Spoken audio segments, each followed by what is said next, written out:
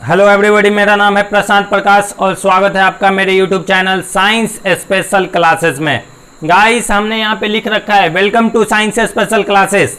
जैसा कि आप लोग को मालूम है कि कोई भी चैनल हम लोग देखते हैं, कोई भी वीडियोस देखते हैं, साफ वीडियोज रहता है, अच्छा रहता है, तभी हम लोग उस वीडियो को देखते हैं। गाइस, आज का जो टॉपिक्स है वो आपके सामने यह आने वाला है कि हम आपके लिए 5 ऐसे क्वेश्चन, बहुत ही इंपॉर्टेंट 5 ऐसे क्वेश्चन कराने वाले हैं जो कि एग्जाम में, मैट्रिक के एग्जाम में जरूर से जरूर आता है। और उसके साथ साथ वह क्वेश्चन ऐसा क्वेश्चन होने वाला है जो कि कंपटीशन के एग्जाम में, डिफेंस वाला एग्जाम में, किसी भी एग्जाम में आप बैठते हैं तो यहां से यह क्वेश्चन आपसे पूछा जाता है।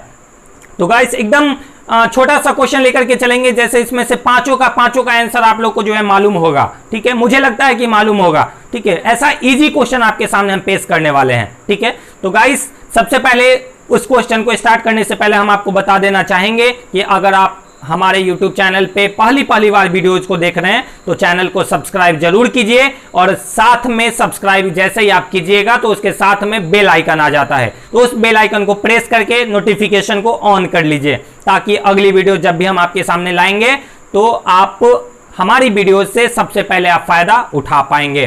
तो गाइस, चलिए अब डायरेक्ट वीडियोज की बात कर लेते हैं, ज्यादा टाइम आपके सामने वेस्ट नहीं करेंगे, डायरेक्ट हम लोग क्वेश्चन पे आते हैं। ठीक है, डायरेक्ट हम लोग क्वेश्चन हम आपको बताने वाले हैं।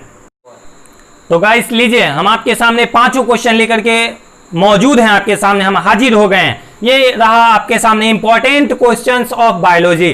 बायोलॉजी के ऐसे 5 इंपॉर्टेंट क्वेश्चन आप लोग स्क्रीन पे, आप लोग सामने में बोर्ड पे देख पा रहे होंगे, आपके सामने डाल दिया हूं इंपॉर्टेंट क्वेश्चंस ऑफ बायोलॉजी। ये रहा आपके सामने 5 क्वेश्चंस जो एग्जाम में आने की संभावना बनती है 2021 के एग्जाम में। ऐसे यहां से ये 5 क्वेश्चन ऐसे इतना इंपॉर्टेंट क्वेश्चन है जो ना ही सिर्फ 10th के एग्जाम में, बल्कि 10th के एग्जाम के साथ साथ कंपटीशन एग्जाम में भी बार बार यहां से एक ना एक क्वेश्चन जरूर पूछा जाता है। तो गाइस, 1 मार्क्स अगर यहां से ये 5 क्वेश्चन पढ़ने से अगर आपको मिल जाता है तो 1 मार्क्स का सर बहुत वैल्यू है। अगर आप लोग को मालूम है कि 299 अगर आ जाता है तो हमारा सेकंड डिवीजन हो जाता है, और उसी 1 मार्क्स अगर आपको ऑब्जेक्टिव टाइप मिल जाता है तो आपका 300 हो जाता है, यानी कि आप फर्स्ट डिवीजन से पास हो जाते हैं। तो गाइस, चलिए डायरेक्ट हम लोग 5 क्वेश्चन के बारे में बात कर लेते हैं। गाइस, सबसे पहला क्वेश्चन आपके सामने दिया हुआ है, लार का पीएच मान कितना होता है। सब लोगों को मालूम है, जो लोग बायोलॉजी से इंटरेस्टेड है, बायोलॉजी पढ़ते हैं या उनको पढ़ने में अच्छा लगता है, सब लोगों को मालूम होगा लार का पीएच मान कितना होता है। गाइस, अगर आप लोग को मालूम है तो ठीक है, ऐसे तो हम आपको बताएंगे, आपको पढ़ाने के लिए आए हैं, आपको बताएंगे। लार का पीएच मान 6.4 to 6.6 होता है। यहां पे हमने लिख दिया है कि 6.4 6.4 से लेकर 6.6 तक होता है। गाइस, अगर आपसे कोई एग्जैक्ट पूछे कि लार का पीएच मान कितना होता है तो हम लोग यहाँ पे इसके बदले में 6.5 भी लिख सकते हैं। अगर आपसे एग्जाम में पूछा जाएगा कि लार का पीएच मान कितना होता है, अगर ऐसा ऑप्शन दे, 6.4 दे तो 6.4 पे टिक मार लेंगे, 5 देता है तो 5 पे टिक मार लेंगे, 6.6 देता है तो इस पे टिक मार लेंगे। इससे हट करके अब अलग से क्वेश्चन नहीं आएगा। मुझे ज्यादा चांस लगता है आपका 6.5 ही पूछा जाता है, यही आपके लिए VVI है 6.5। तो लार का पीएच मान हम लोग याद रखेंगे कितना होता है, 6.5 होता है। ऐसे हमने यहाँ पे इसलिए लिख दिया है 6.4 से लेकर 6.6 तक, क्योंकि कुछ किताब में ऐसी भी बातें लिखी रहती है। चलिए, सेकंड क्वेश्चन है कि रक्त का पीएच मान कितना होता है। रक्त यानी कि ब्लड का पीएच मान बहुत ही इंपॉर्टेंट क्वेश्चन है, बार बार रेलवे के एग्जाम में, SSC, बैंक, है ना, इस एग्जाम में बार बार पूछा जाता है। ठीक है, तो रक्त का पीएच मान कितना होता है, तो रक्त का पीएच मान सब लोग को मालूम है 7.4 होता है। रक्त एक क्षारीय द्रव होता है, रक्त एक क्षारीय द्रव होता है, और क्षार के बारे में, पीएच मान के बारे में और पीएच स्केल के बारे में हमने आपको इस चैनल पे पढ़ा रखा है। अगर आप लोगों ने वीडियो नहीं देखा है तो जाकर के नीचे जो है वीडियोज में जाकर के जरूर देखिए, जहां पे हमने बता रखा है आपको कि पीएच मान क्या होता है, पीएच स्केल क्या होता है, और किस खाद्य पदार्थ का पीएच मान कितना होता है। ठीक है, तो अगर आप लोगों ने अभी तक नहीं देखा है तो जरूर वीडियोज को देखिए।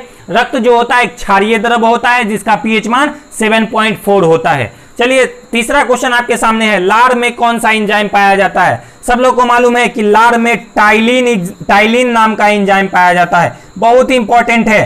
टाइलिन हर एक बार एग्जाम में पूछा जाता है, 2017 2018 के एग्जाम में भी आया हुआ क्वेश्चन है। टाइलिन, लार में कौन सा एग्जाम पाया जाता है, तो टाइलिन पाया जाता है। चलिए फोर्थ क्वेश्चन आपसे क्या कर रहा है, मनुष्य में दूध के दांतों की संख्या कितनी होती है। सब लोग को मालूम है कि दूध की दांत, जिसे हम लोग अस्थाई दांत कहते हैं, उसकी संख्या 20 होती है। कितनी होती है? 20 होती है। यही 20 ऐसे दांत होते हैं जो एक एक करके झड़ जाते हैं और उसके बदले में अस्थाई दांत निकलते हैं।